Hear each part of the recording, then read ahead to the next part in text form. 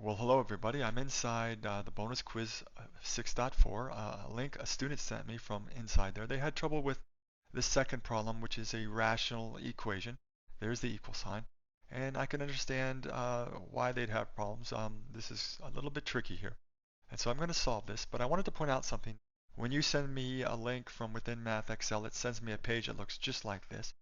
And I get to see your answer and the correct answer. And so I know x is equal to 16 should work here. I wanted to point out the student's answer here was -4. Now, that tells me that he didn't flag for the fact that -4 is in fact not allowed. It's the answer to the riddle, when is a solution not a solution? And the answer there is when your solution causes division by 0. Now notice -4 here for x would in fact cause division by 0 here. And all of these problems in 6.4 where you have rational equations, it's extremely difficult thing to remember to flag the fact that there are restrictions on what the answer can't be. Notice that x can't be -4 and x can't be 4. And notice both 4 and -4 will result in 16 here and also division by 0. All that being said, let's get after this problem. So here is the problem they've asked us to solve. And what I'm suggesting here is that we really are wishing we actually had been dealt this problem. And the difference between the one they gave us and the one I suggest that we wish we had is, notice I have x squared minus 16 here, the difference of two squares, as opposed to 16 minus x squared. Now this is also a difference of two squares, but we've worked enough of these problems to know that it's really nice when we have denominators that are close to identical or similar as possible. And if I had the x squared here first instead of second, we know that we could crack this straight away. And that would look like this. And isn't that nice? Because I have a duplication of the x plus 4 factor and the x minus 4 factor. And so this is the problem we wish we had just for that very fact. Now the question becomes, is there a way that we can manipulate this into this? You simply can't reverse the subtraction. That doesn't work. The order of subtraction matters. And there is a way to do that. So here's the actual problem. And what I suggest we do is we multiply the top and the bottom by -1. Now this is just multiplying by a fancy form of 1. I'm sure you'll agree. This is 1. But the net effects of this is that I'm doing a sign change in the top and a sign change in the bottom. Now the sign change in the top is going to result in a negative 10x.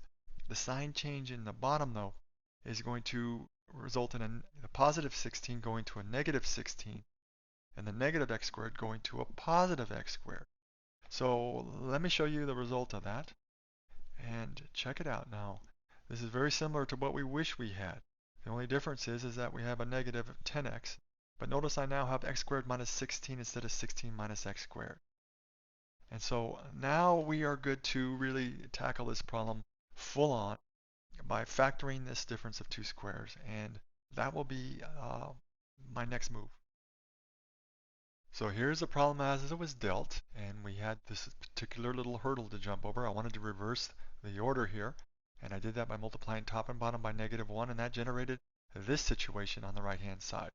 Now, what I've done down here on the third line is I've gone to my wouldn't it be nice technique. I've created some extended fraction bars, and that's because I'm going to put factors in there to cancel out the denominators. It's worth remembering that we have an equation here.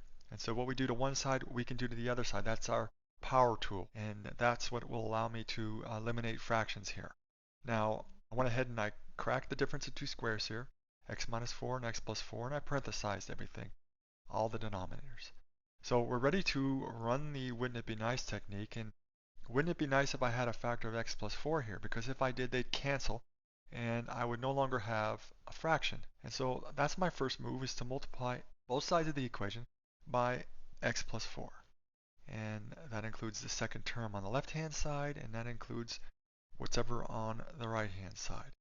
I'm going to go ahead and cancel here just because it's a cleaning up move and it allows me to see what needs to be done. Now the x plus 4's cancel here, and they cancel here. And I can see I'm moving along quite nicely If I had an x minus 4 factor here, then that would cancel, and I'd no longer even have a fraction in the second term over here. So it would be certainly nice if I had an x minus 4 factor here, and I'll make it so by making sure I multiply everything by x minus 4, including this first term and including the other side of the equation. So that's one of the nice things about having the equation is you can really eliminate fractions quite easily. Now, notice the x minus 4 cancels this factor, and on my left-hand side I no longer have any fractions. And the same is true on the right-hand side. They cancel one for one, and so I no longer have any fractions anywhere here. I've effectively cleared fractions. And so it becomes a game of cleanup now, and I'm going to have 5 times the quantity x minus 4 minus 11 times the quantity x plus 4 is equal to negative 10x. And lo and behold, we have cleared fractions. Now at this point in time, we are back in section 1.3. We're solving the equation of one unknown. We are going to do our distribution here. We're going to combine like terms, and we're going to isolate x on one side of the equation. So you end up with x is equal to 16. And 16 is a legitimate solution. It doesn't cause any problems with the denominators here. So I hope that helps, and thanks for sending me the problem.